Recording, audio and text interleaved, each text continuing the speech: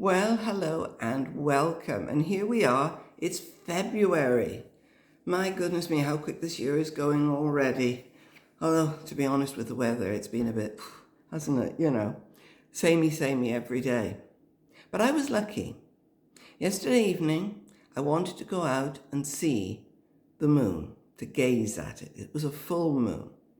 And for just a short amount of time, the clouds parted just enough that I could see that almost full moon. A storm moon, that's what it's called. But did you know that the ancient Celts living in Britain gave it the name of a storm moon? Some of them also called it an ice moon or a wolf moon. I've often taken a moment in life's busyness to pause and go and stare at the full moon. In a way, it's a great way to connect to our ancestors. The idea that I'm standing gazing at a moon which they once did is quite something. It's quite amazing. But I often wonder why they gave them the names that they did. I mean, why give them names in the first place, really? But why those names? We do know that they used the moon in its various phases to help them to note the passage of time. But how did they do it? Well, it turns out that archaeologists found tally sticks that were dated to the Paleolithic age. That's about 3.3 million years ago. And those were used through until 11,650 years ago. Now these tally sticks, they're just sticks that have marks cut into them to represent another night gone. They were their way of marking off the days of each month. I suppose in the same way as nowadays, we often will go to a calendar and that's that done, you cross that day off. It just means at a glance you can see where you are on the calendar. I don't know, but they used the different phases of the moon to help them and to help save you having to work it all out. There's 8 phases of the moon. And that's how they noted the passage of time. Also, did you know that the word month has its roots in the word moon? It's from the word moon we get the word month. Our ancestors, each month, theirs was 29.5 days long. Now you're all going to be thinking, well, ours is a lot longer than that. How did we get to that? Well, our modern calendar has been padded out, altered slightly to ensure it ties in with the fact that it takes 365 days to complete the solar year. Our ancestors named the moons often related to something that was happening. So obviously the storm or ice moon, because this is the season of storms and ice.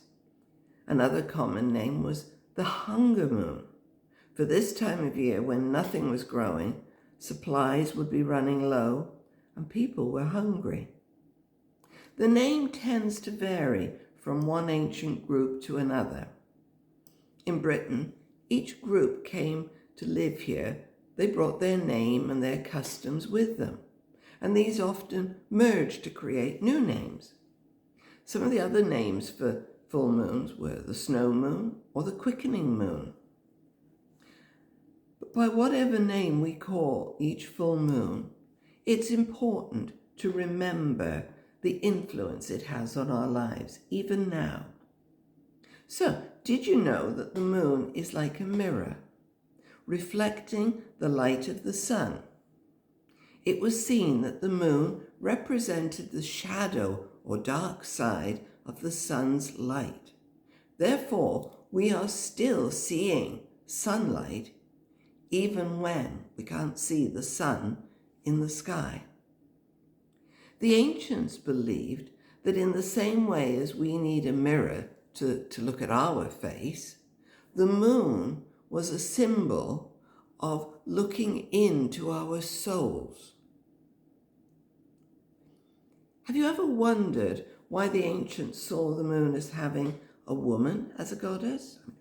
Perfectly logical sense to me, but anyway, she reflected the three phases of the moon: new, full, and old. Some said that she was always seen as an old crone because she had passed through the various phases of young and maiden, and now, being the old crone, she was the mother. She had gained wisdom, and finally, as the old crone, with all the knowledge that age can bring. For this, she was both venerated and feared. Now, the moon is associated with water. I think most people tend to know that. And they would probably tell you, well, it's to do with the tides coming in and going out. And that is certainly true. That is one of its things. But it's also to do with the depth of the ocean. It's linked with the winds and the weather. And also, for a woman, her period of the month is also linked to the cycle of the moon. Our ancestors believed that even the water in our body was influenced by the moon. Nowadays, we know that 70% of our body is water. So it's no wonder that many people are affected by the phases of the moon. Now, it might be a useful idea if you were to monitor your body and see how it is affected. You could then predict good and bad times for certain activities. Some trials have shown that people's quality of sleep can be affected by the moon.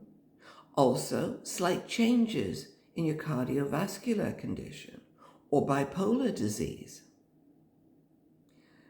Well, I certainly don't know the full story on all of that. And as that famous quote of Hamlet's goes, there are more things in heaven and earth, Horatio, than are dreamt of in our philosophy. There is a lot out there that we do not understand. And you know, sometimes it requires a bit of blind faith. But for me, I think it's great that there are things still in this modern world that we don't know about, we don't understand. It keeps us alive. Our childhood state of awe and wonder can be kept alive. It's really good for you.